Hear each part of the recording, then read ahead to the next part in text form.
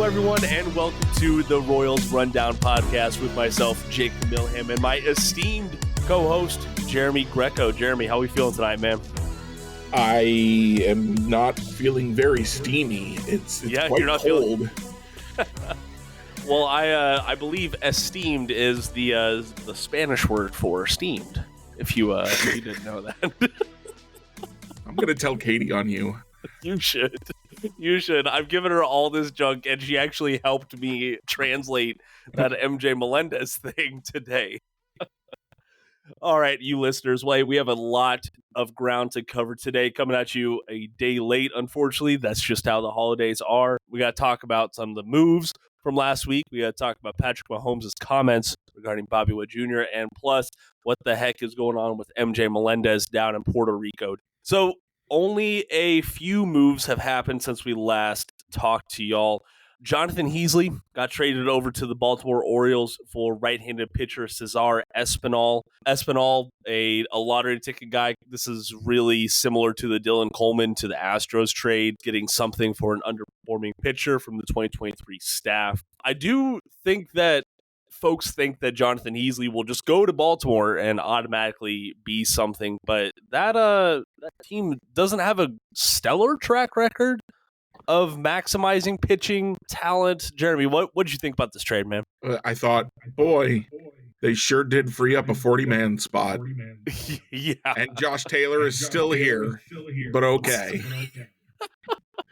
Yes, he is. He is still here. Don't you worry, all you Josh Taylor lovers out there. He is still on the 40-man roster. Well, hey, another couple of folks who are not on the 40-man roster anymore, unfortunately. Colin Snyder, who was, I want to say he was DFA'd last time we talked, but the Arizona Diamondbacks did pick him up and add him to the roster. So interested to see what Colin can go and do in the desert there. He, listen, there was some wicked metrics there, but the results just were not there, and it was it's time to cut bait and move. That means that all three of the Royals pitchers, underperforming Royals pitchers who we noted were working with Tread, are gone. Dylan Coleman, Colin Snyder, and Jonathan Heasley. You think it's a conspiracy? You think the Royals are out to get Tread Athletics? Listen, when they demote Cole Reagans to AAA Omaha, yeah, then we'll start talking some conspiracies, man. And it was, man, I don't know. I was hopeful that maybe the Tread link would get them another chance, but I mean, we're seeing the Royals being transactional, and if you just have the 2023 results to go off of, those were a couple of easy guys to cut bait with, right? And hey, Josh Taylor barely pitched last year, so his results aren't quite as bad. Yeah, that is very true. You know, it's a bunch of recency bias, and Josh Taylor's not done a whole lot recently, so he's kind of getting the benefit of the doubt. I like it. The last person that was designated for assignment was right-handed pitcher Max Castillo, one half of the return for Whit Merrifield in that trade with Toronto last season. Max was just there kind of wasn't any good way to slice it. He wasn't working out as a starter in minor league. He didn't have enough stuff to stick in the bullpen at the major league level. So I have a feeling he's going to return to Kansas City on a minor league deal and get outrighted. Do you kind of feel the same way, Jeremy? Yeah, I think that's a distinct possibility, unless someone else claims him.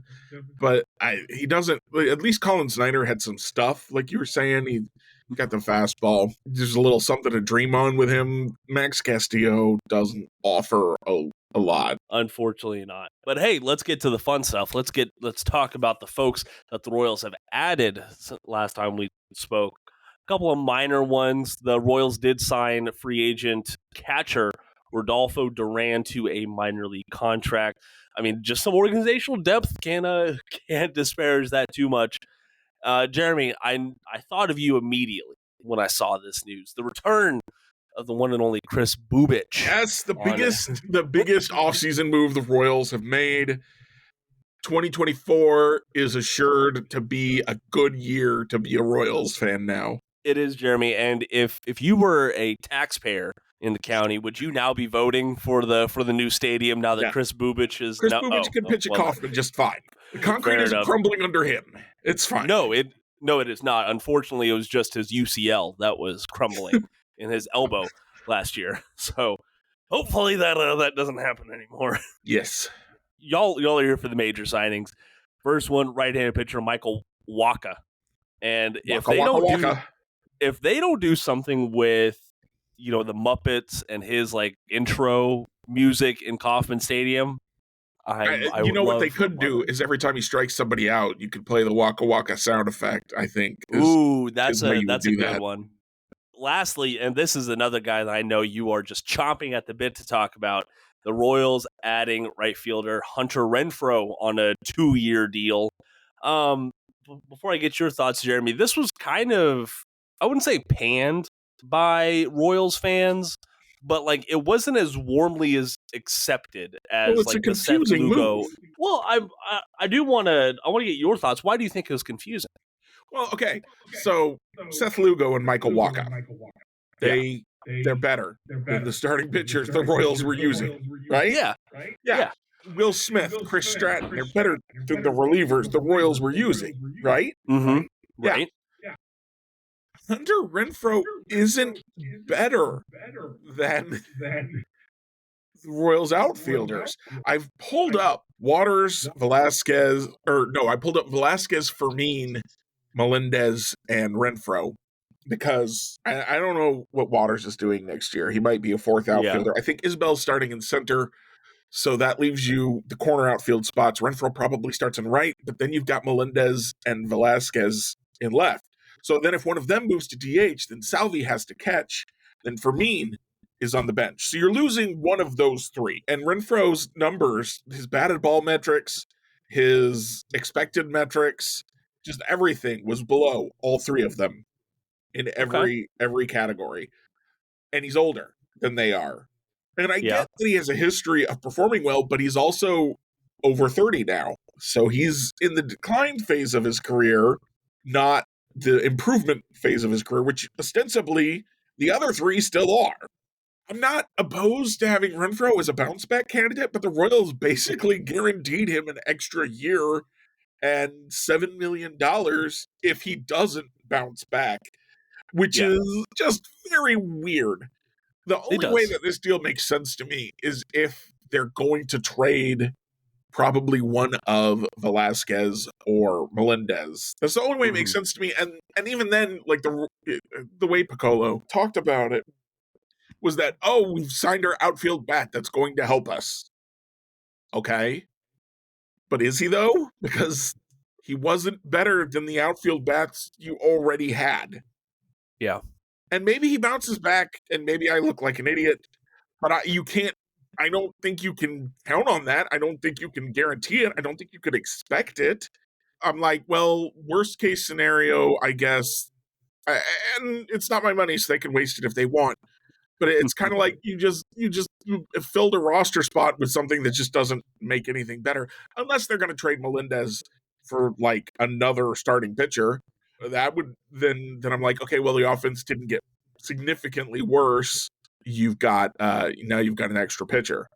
No, and that makes sense. Let's pivot away from the Royals for a second.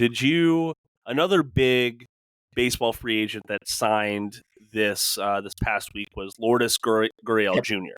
And he was one of those I hoped the Royals were in on. And the contract that Renfroe got versus the contract that Gurriel got tells me they were not. No, absolutely giant difference in the money and the length. If I don't know how it breaks down with options and things like that. If I recall correctly, it breaks down to like 3 years and $42 million.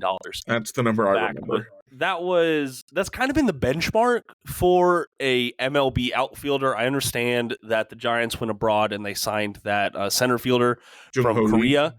Yeah, I don't know much about him, and I know like that was a big gamble on the Giants' part, but Gurriel was the big fish so far signed in the outfield. And so I compared Renfroe and Gurriel over the past 3 years. A good large sample size that both of them have been in. Renfroe has been more valuable according to offense. He has been more valuable according to overall F-WAR, 5.2 compared to 5.0. They have the same weighted runs created plus at 109 across that same span. And they have the same, Renfroe has a slightly better WOBA at 3.33 compared to 3.30. Yes. Wooba. We love that. All the while, both their BABIPs are below league average, so that is kind of promising to me. So my counter argument to that is that Renfroe was really good until last year. Yeah, and that is absolutely Gurriel right. was still who he was last year. And a lot of folks throughout Renfroe has, he's had 20 home runs over, the X amount of the past season. I get that. Number one, I discount that strongly in 2023, mainly because of where he playing there in Cincinnati, barely squeaking over 20 home runs most across of his season. year in with the Angels in Anaheim, Los Angeles. He spent most of it with the Angels. However, he spent the latter part of the season with the Reds, and he got over that 20 home run mark with the Reds. If that makes sense, Jeremy. So that's where I was coming back to that. I won't go too much into the this is why this is a great signing, things like that. So one side effect of the Renfroe signing that I do like is one, it goes against what we expected the Royals outfielders to do in 2023. We expected these players to take significant steps forward. We were getting the first full year of Edward Olivares in left field. Drew Waters was supposed to take over the everyday center field role. And then MJ Melendez was supposed to keep the bat going while also transition to the outfield. None of those things happened in 2023, which strongly contributed to how rough this team was to watch at times, without a doubt. Mm-hmm. Them adding Renfroe, in a way, adds some pressure, I hope, to these young players. Like, very much now, it seems like, okay, if you're underperforming, we'll send you to the minors. Last year, they were keeping players in the majors who were underperforming simply because they didn't have another option. I think of guys like Jackie Bradley Jr., Nate Eaton comes to mind as well. Guys who just weren't getting it done, but the Royals did not have another option.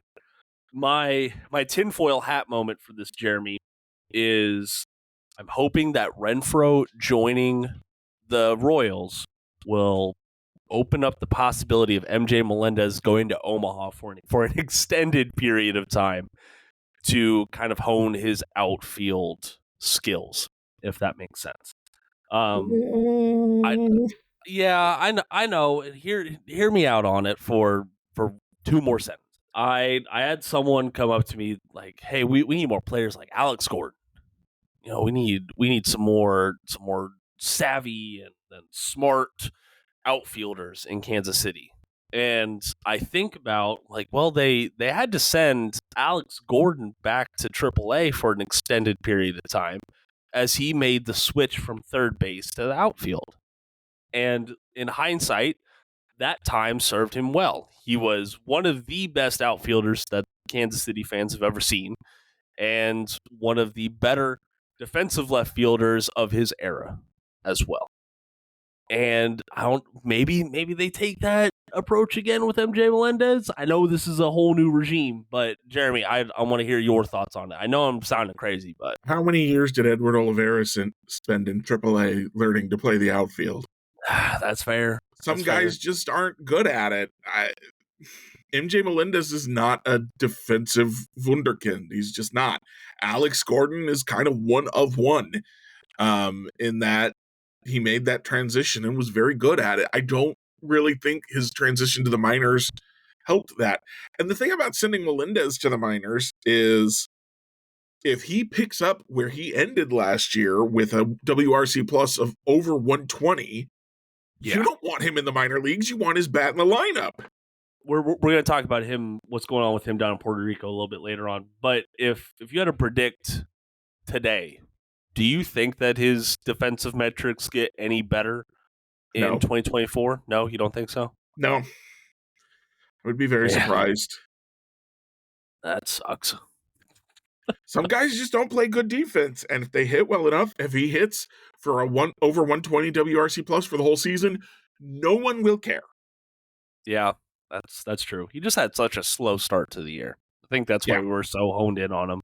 Well, all right, there we go. So it is going to be interesting to see how Hunter Renfroe is deployed in Kansas City. Is he going to be a platoon guy? Is he going to have more of a everyday role in right field? And how does this affect the other young players? It will be interesting to watch and see. If you want to hear some of our predictions and some of our analysis, you can always go over to royalsreview.com, where both myself and Jeremy and a whole host of other more talented writers than I are talking about the Kansas City Royals from news, analysis, and more. So please go check out. Were we just talking about self-hatred and not doing that? Wow. Yikes. Okay, Jeremy, you know what? Yep, you got me. You got me there. Yeah, listen, it's going to be a little bit of a New Year's resolution to work on that. Have a little bit more self-confidence. But it is still 2023, my friend, so I'm going to bag on myself all I want. Not going to allow it. I will turn this bus around, Jacob. Yikes. It wouldn't be the first time either you've done that. I do want to clarify that as confused and maybe a little frustrated as I am by the Hunter Renfroe deal, you're confused and upset because the other question I have, and this is a question I have for all of the free agents, because I know there are some people unhappy with each of the free agent signings. And my question is, how would you have spent that money differently? Yeah. Would I rather have Shohei Ohtani? Yeah, but Shohei Ohtani isn't signing for 3 years, $45 million. Nope. What do you want? Like I said, and there's so many deals. There's so many deals left to be had. Like I don't even know if we can fully expect what the going rate for a starting pitcher for a corner outfielder is going to be. Waka and Lugo both kind of got annual average values near what other older guys were getting, who, it's like, well, are they still any good anymore? And Waka and Lugo had very good years last year. Like, Flaherty wasn't that good. He got a similar amount of money. There was somebody else that the Cardinals signed, I think, that I was Lance Lynn. Lance Lynn wasn't very good last year. He got a very similar amount of money. Now, they gave it to them for over more years, but still, the annual average value is very similar. So I think what you're seeing is like, yeah, the Royals probably had to give him an extra year, give him that player option or that opt-out, whatever you want to call it, to get him to sign in Kansas City. But the money, they spent it reasonably well, with the possible exception of Hunter Renfroe, who I think you just don't need to sign anyone if that's who you're going to sign. But hey, again, it's not my money. They can pay him to not upgrade the team, not make the team worse if they want to. But yeah, I'm overall very happy with the way the Royals have approached this offseason. I would like to see, I think, one big trade, like a MJ Melendez, a Drew Waters, whatever. Just get a real major league talent that's going to play this year for somebody that, like, not Vinny Pasquantino, preferably not Michael Massey, because he's one of my favorites also, but like, I'll get it if he's the guy. But like, go make a trade and find a way to improve the roster that way. I think is going to be like, all right, good. You've had the best offseason I could have asked for. Yeah, and it is. I think the Royals currently have a solid A- grade on the offseason so far. And this is a good segue into what we're talking about next, because I think the only way that they can get a perfect grade from people like myself and the majority of the fan base is signing Bobby Witt Jr. to a long-term extension. That has kind of been the rallying cry for the fan base this offseason. And it made a lot of people, listen when Patrick Mahomes this afternoon talked about Bobby Witt Jr.'s extension in Kansas City. Go ahead and take a listen. This is what he said Thursday afternoon at his press conference. And now they're trying to rebuild that thing. You can see the young core and how talented those guys are. And now they just want to add the veterans to come in and not only have their impact on the team, but they want them to influence that young core of how you do things the right way. And I mean, I think they have as good a chance as any to win in their division. I mean, it's going to be a great season, and I'm excited to be able to be there and just see it. And I want to see the cave. I want to see it packed, and how those World Series runs were. And so I'm super excited about it, obviously. And hopefully, I'm not going to try to. I'm my owner, so I can't really say anything. But hopefully, we have Bobby Witt here for a long time. So I'll say that. So, Jeremy, hearing that, and I know y'all are listening, you can't see, Patrick said that with a sizable smile on his face. That just kind of changed the whole mood of what he was saying about Bobby, hopefully staying in Kansas City long term. Jeremy, how much weight you putting into that from the minority owner of the Kansas City Royals? You think they're trying to get something done? I think they would be stupid if they weren't trying. And I think a lot of things about the Royals front office, I have thought they were stupid occasionally, I guess. But I don't think they're that stupid. So I think they're trying. Whether they'll succeed, when I hear Patrick say this, I get where everyone's coming from, but to me it's like he's a minority owner in the team, but like he doesn't have his reputation tied up in what the team does at all. His reputation is in what he does on the football field. So if the Royals don't sign Bobby Witt Jr., it doesn't hurt him, or at least not his reputation. And in the meantime, he can have a little fun and be like, yeah, I think they should absolutely sign him. I hope that it happens. I can't say anything about it, though. But so it's like, well, maybe he knows something and he's hinting at it, but I'm not gonna bet any money on it. How about that? Yeah, I think it was just a cool thing to hear him talk about and comment on, because it was, I would say, earlier on this decade, it was Patrick Mahomes and Salvador Perez. They were kind of the faces of their respective sports franchises in Kansas City. Now that is moving a little bit more towards Patrick Mahomes and Bobby Witt Jr. being the face of the Kansas City Royals. So I hope they get an extension done. If you want to hear more about our just predictions on what that extension looks like, maybe, I'm sure there's a piece up on RoyalsReview.com that you can more than one. Find. More than one, yeah. Well, it changes so often with every other contract that is signed around baseball. Yeah, it changes. Not just Bobby, having it's a little bullish of me to say, but I think he had like a fringe AL MVP season. He got some votes, didn't he? I don't recall if he got some votes. I'll have to go look at the 10 deep voting to see what he got. I don't know. He's just this isn't a budding superstar anymore. This is a superstar at this point, right, Jeremy? Yeah, he got MVP votes. He finished 7th in the MVP voting. Dang. That qualifies as a fringe MVP candidate. Yeah, that it does. So I'm right. Okay. You are. See, I'm not just here to correct you. I'm here to be like, no, you're definitely right. Don't doubt yourself, Jacob.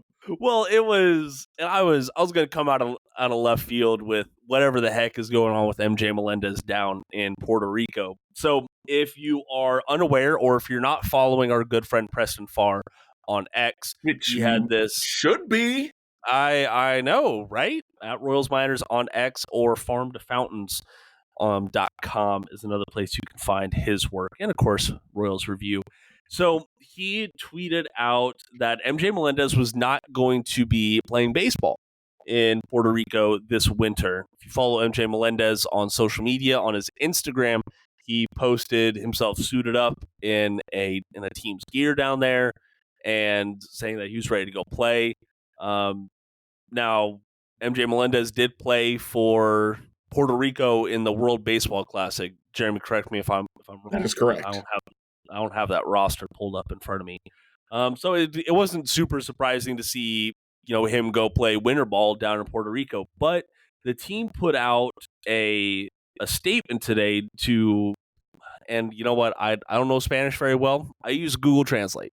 Okay, and that some things can be lost in translation right there. But the statement talks about, quote, he was very eager to play. His family wanted to see him playing for the first time in Puerto Rico Quote, unfortunately, his debut will not be possible during this 2023-2024 season. The health and well-being of the players will always be a priority for our organization, end quote. So, no MJ Melendez in Puerto Rico this winter. A little bit of a vague reasoning there, Jeremy. Don't you think he could use some polishing down in Puerto Rico, though? Maybe kind of recenter himself in a baseball perspective? Yeah, I mean, whenever you struggle, I think guys want to try and find more playing opportunities to try and figure out what's going on. And you can, you can hit however many balls you want in the cages, but it's just not the same as facing live pitching.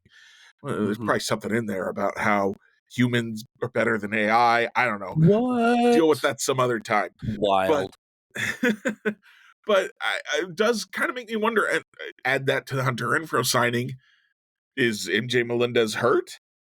And maybe that's why the Royals felt that somebody who looks a lot like MJ Melendez but older fit in their outfield?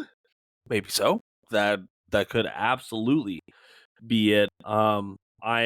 I doubt the Royals will make a statement on this. I'm curious if we hear something from MJ Melendez himself later on down the road as to why he will not be playing in Puerto Rico this winter. But sometimes that's just how the universe works, and it just doesn't happen. Oh man, Jeremy, I am so glad that there's so much going on with the Royals this offseason, man. It is. Do you remember last offseason and how bad that was?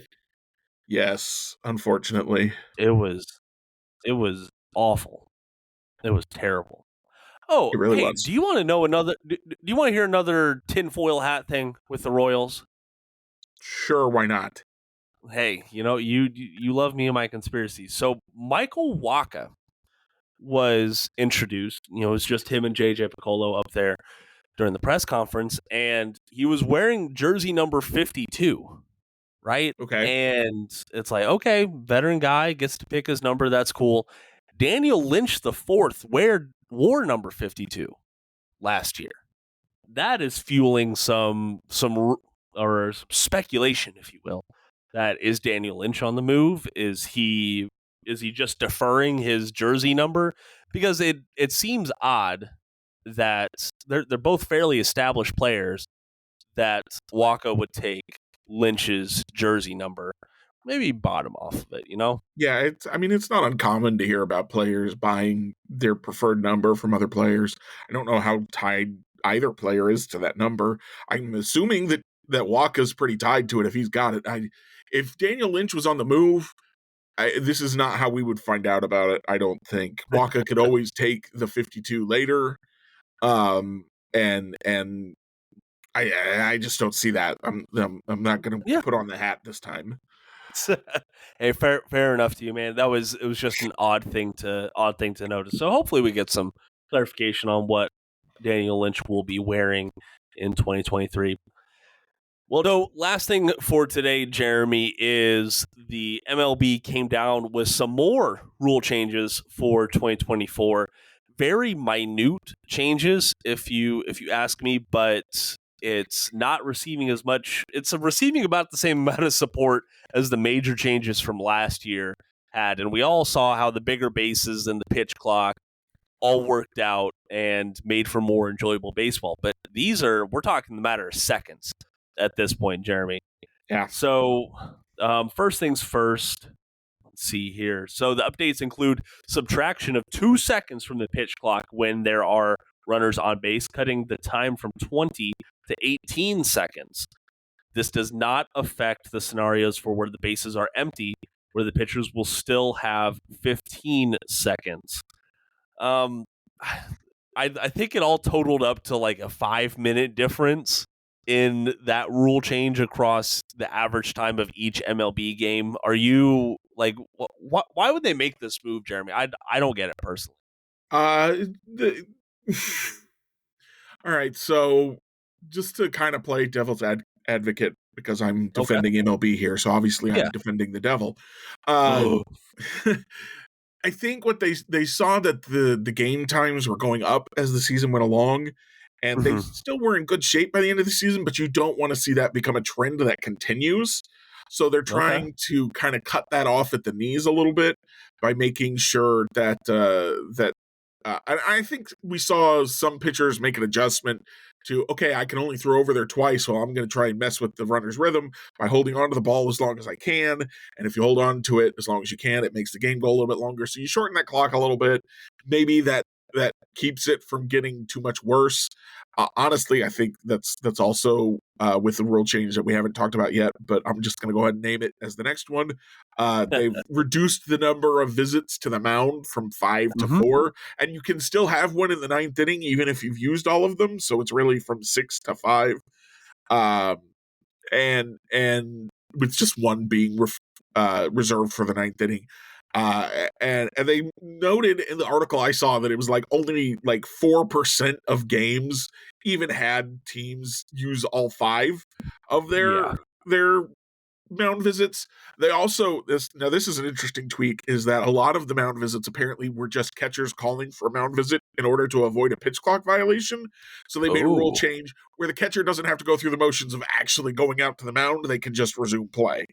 Okay. So those are just like tiny little tweaks to try and make sure that we don't slide back into the really long games. And I got to tell you, just in case it's unclear, I was very happy with how much faster baseball games were in general in 2023 after implementing the pitch clock. I think it made games much more interesting to watch, much more fun to watch, except, we were still watching the Royals lose 106 games. But if they had won a few more games, it would have been better. Yeah, for sure. Some of those losses were mercifully shorter thanks to the pitch clock.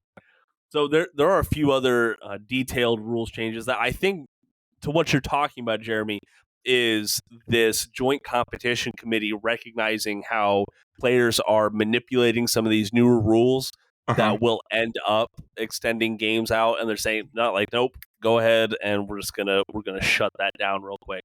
So things like, was sometimes in baseball games, pitchers were being called out, and they would start warming up for an inning, and then the opposing team would announce a pinch hitter, and then that pitcher would get pulled. Well, you can't do that anymore. The one that I really liked, and I'm not seeing anyone have a problem with, is they extended out the runner's lane from home to first base. So I liked that, Jeremy. I mean, yeah, I'm a do you big see fan any of that issue with too. that? How many times did we watch? Because the Royals love to do this more than any team. They try to bunt for hit, and then they're running down to first base. And because of the way the baseline was, you had to like do a zigzag kind of thing, trying to get out of the bounds or get out in the foul territory and then back in fair territory to step on the base. And it's just like, I just want to run straight to the base. And so they would get called out for runners interference. So I think this is probably a really smart move that's going to help. It's going to help teams that maybe want to do a little bit more bunting. Maybe the Royals focus on all that bunting will pay off. And it might. The Royals do have some of the more speedy players on their roster, guys like Bobby Wood Jr., Dairon Blanco come to Garrett mind. Hampson, I will have. Yeah, Garrett Hampson's another one. I do forget about that. I need to go back and look at his 2023 numbers to see, like, hey, how quick was this guy really?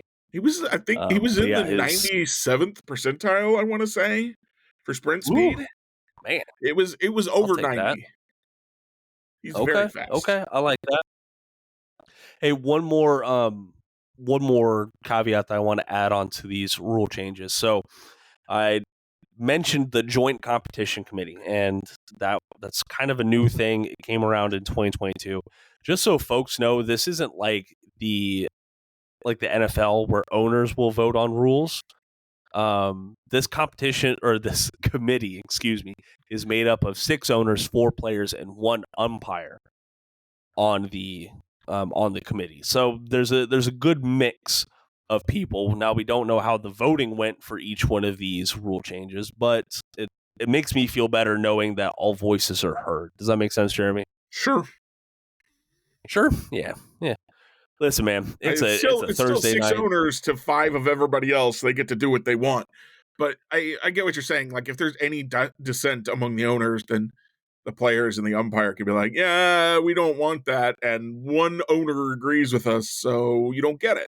Well, hey, Jeremy, this is our last episode before Christmas. I know my Christmas holiday will be spent in front of a TV watching the Kansas City Chiefs dismantle the Las Vegas Raiders. But for the end of today's episode, I do want to talk about some of a Christmas themed Royals review, if you will. It could be movies, it could be just music, it could be anything under the mistletoe. So, Jeremy, do you mind getting us started off? All right, so I'm going to recommend my favorite Christmas video game, which is Yakuza. Set during Christmas. It's excellent. You should all play it. But in all seriousness, I'll give you something a little more Christmassy. Not that Yakuza isn't Christmas, it is, but still, something more like what you expect. So the Guardians of the Galaxy holiday special last year, if you are a Guardians of the Galaxy fan at all, was just terrific. Kevin Bacon was in it. He's terrific. It's a lot of fun. It's very sweet. You do have to kind of know the characters to kind of really get everything out of it, but I really liked it, so I'll throw that one out there. And then probably my current favorite Christmas movie is Spirited, which is on Apple Plus, Apple TV Plus. Unfortunately, you do have to have that subscription if you want to watch it. It's got Ryan Reynolds and Will Ferrell. And it's kind of a modern retelling of the Scrooge story. Not that we don't have a million of those, but I enjoy this one more than many others. It's really not even the same thing as Scrooged, though you might want to make that comparison just because they're both modern retellings of Scrooge. It's not, but it's its own thing, and it's also very fun, and it's very sweet, and I enjoyed it quite a bit. Man, I haven't even watched that one yet. We watched it last year. It was so good, man. I respect Will Ferrell as an actor because I think he's very talented. I just don't like his characters. Like, I recognize that he does them well, but I don't enjoy them. But I really genuinely thought he was fun in Spirited. Yeah, and just that singing voice was really, really good. Enjoy it. Gorgeous voice. Yeah. Well, hey, I'm gonna double dip on reviews just like you did. So first off, I gotta start off with a song because I heard this while I was out shopping with the wife the other day, and I forgot this song existed. I don't know why I'm hearing it in 2023, but by far one of my least favorite Christmas songs is "Mistletoe" by Justin Bieber. It came out a long time ago. It is not a recent song by any stretch, but man, I remember it was just overplayed during my teenage years, and it's just not an enjoyable original Christmas song. I thought some of Justin Bieber's new takes on Christmas songs were okay, but Mistletoe just does not do it for me, and I'd hate to say it, I actively hate that song. Like, it is just not it for me. But on the flip side, I'm going to go with a positive. And one of my personal favorite Christmas movies, and one that I think is very underrated, is Christmas in Connecticut from back in 1945. It's a black and white movie. I know that ain't for everyone, but this kind of has everything in it. It's very cozy, I guess is the way to put it. You put on Christmas in Connecticut, you're getting some quality acting, you're getting a good story, and there's a lot of little twists and turns in it. So even if you're not into Christmas movies in general, Christmas in Connecticut might have something for you. Jeremy, I will say I do enjoy how there are some different takes on Christmas stories. You talked about Spirited, which is a common one, or not a common one, excuse me, one of the more recent ones. But I think of movies like Fred Claus or The Last Holiday. Have you seen those movies? I have. And it's just they all have similar stories to what other movies have already rehashed, but they do it in a very unique way that makes them more enjoyable. You know? Yeah, sure. There's always, not always, but there's often value in reimagining something. That's, people go on and on and on about, oh, I hate remakes. Why does everyone do remakes? Blah, blah, blah, blah, blah. But like, sometimes it's nice. Sometimes it's pleasant to just be like, oh, I know this story, but now it's gonna have a little twist to it. It's like adding a new spice to your favorite meal. It just gives you something comforting and familiar, but new and different. So I think there's value to that, and I think that Christmas movies do that really well a lot of times. Now sometimes they're a little like, come on, y'all, you gotta try a little harder.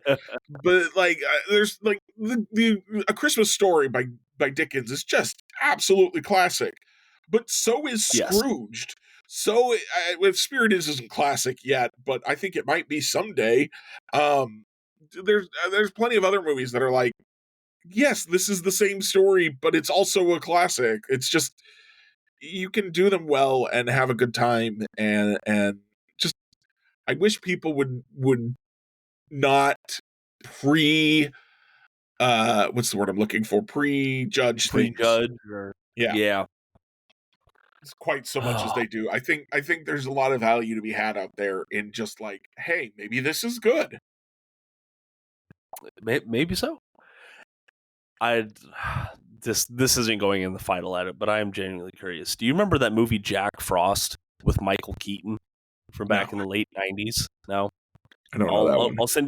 I'll send you the IMDb one, but I'm curious if it would be a Christmas movie in your mind. But I'll send you a link to it. I mean, probably. Jack Frost is generally considered a Christmas character. That he is. But I just remember this one because it was absolutely terrifying as a child.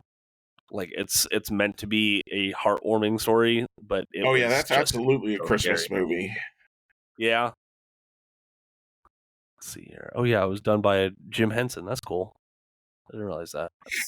And 3 of Frank Zappa's 4 children are in the film. So, goodness. All right, man. As you can tell, I'm fading. You want to go ahead and get on out of here? Yeah, let's call it. All right, man. All right, everyone. Well, hey, thank you so much for joining myself and Jeremy. You can find us on social media. Our links are down in the podcast description below. But if you want the best Kansas City Royals coverage around, you got to check out Royals Review. You can find them on X. You can find them on Facebook. You can also find them on Threads now as well. And you could always just go to the normalold.com, royalsreview.com. Jeremy, thank you so much for joining me tonight. I know it was a little bit of a winding road, but we eventually got to the end, right? Absolutely.